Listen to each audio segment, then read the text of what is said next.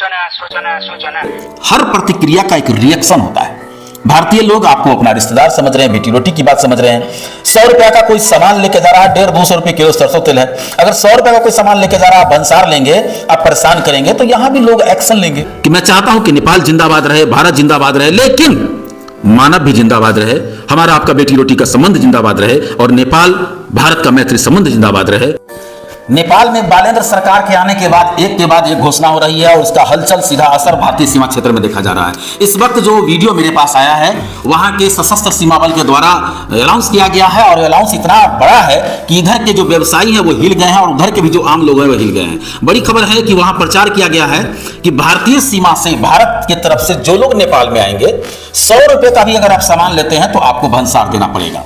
अब तक वाहनों की बात थी, वाहन को लेकर वहां विरोध चल रहा है। जो लोग जो विरोध में जो विपक्षी नेता थे, जो मधेश से कट गए थे, मधेश के नेताओं की बात नहीं कर रहे थे, मधेश के नेताओं ने उनको बदल दिया। अब बालेंद्र की सरकार है, वहां घंटी छाप का घंटी डोलता रहा, बोलता रहा।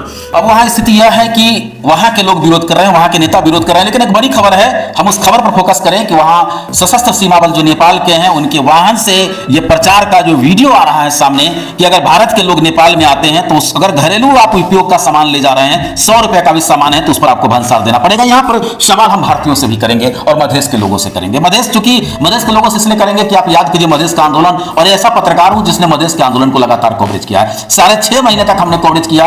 60 से ऊपर लोगों का जो बलिदान हुआ नेपाल में, हम हर एक नजारा हमारे सामने है, वहां के लोगों का दर्द सामने है। लेकिन आप लोगों ने हमेशा एक बात उठाया कि भारतीय लोगों की समर्थन की बात, तो भारतीय लोग आपका समर्थन करते रहे, लेकिन आपके मुल्क और आपके देश की बात है। बालेंद्र सरकार ने घोषणा की अपने देश के लिए। आप जोड़ते हैं राम और सीता, बेटी और रोटी के संबंध से, तो निश्चित रूप से जो 52% की आबादी है वो हाशिए पर है मधेश का, अब 52% है। 48% जो पिछला दिन जो रिपोर्ट था हमारे पास, हम मधेश के आंदोलन के समय की बात बता रहे हैं कि 52% मधेसी और 48% अदर। बावजूद इसके आप हाशिए पर हैं, हर जगह आप हाशिए पर हैं। और ये भंसार की बात है तो निश्चित रूप से हर प्रतिक्रिया का एक रिएक्शन होता है। भारतीय लोग आपको अपना रिश्तेदार समझ रहे हैं, बेटी रोटी की बात समझ रहे हैं। 100 रुपया का कोई सामान लेके जा रहा है, 150-200 रुपये किलो सरसों तेल है। अगर 100 रुपया का कोई सामान लेके जा रहा है, आप भंसार लेंगे, आप परेशान करेंगे, तो यहां भी लोग एक्शन लेंगे। यहाँ की सरकार दरिया दिली दिखला रही है कि भाई नेपाल हमारा मित्र देश है, पड़ोसी देश है, लेकिन वहां की भी सरकार को देखने की जरूरत है कि आपका निर्णय अगर आम जनता के खिलाफ जाता है तो देश भी जरूरी है और आम जनता भी जरूरी है। अगर आप आम जनता को छोड़कर जाएंगे तो उसी आम जनता ने आपको आंदोलन के बाद प्रधानमंत्री बनाया। इस बात को भी याद रखिएगा कि जेनजेड आम जनता ही है, वही आसमान से नहीं आया। आम जनता ने आंदोलन किया और आप प्रधानमंत्री बने हैं। अब भंसार की बात हो रही है तो जैसे को तैसा आवाजें उठ रही है इधर भी। हालांकि ये हैरत की बात है कि भारतीय सीमा क्षेत्र के जो बड़े बड़े नेतागण हैं उन्होंने इस पर आवाज नहीं उठाया। वो अपनी जनता की बात अभी करते नजर नहीं आ रहे हैं, लेकिन उस तरफ सीमा उस पार के लोग अपनी जनता की बात करते नजर आ रहे हैं। उन्होंने अल्टीमेटम दे दिया, चेतावनी दे दिया है। 7 संगठन ने, पार्टियों ने चेतावनी दिया है। लेकिन हम इस वक्त जो बात कर रहे हैं मधेश के नेताओं को का भी ध्यान इंगित करना चाहेंगे। आप खबर हमारी देखते हैं, बहुत सारे नेता हमारी खबर देखते हैं, और मेरे खबर का मात्र उद्देश्य यही है कि मैं चाहता हूं कि नेपाल जिंदाबाद रहे, भारत जिंदाबाद रहे, लेकिन मानव भी जिंदाबाद रहे, हमारा आपका बेटी रोटी का संबंध जिंदाबाद रहे और नेपाल भारत का मैत्री संबंध जिंदाबाद रहे।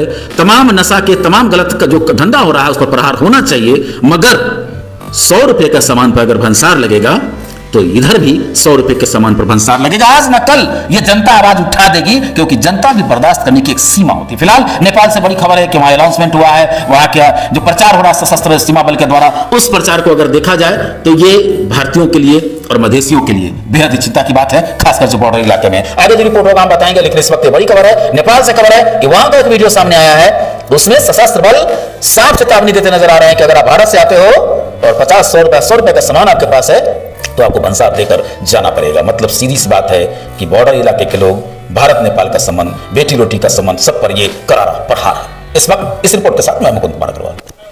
सूचना नेपाल सरकारले ल्याउन मिल्ने भनी तोकेका मालवस्तुहरू भंसार गरेर मात्र ल्याउँ।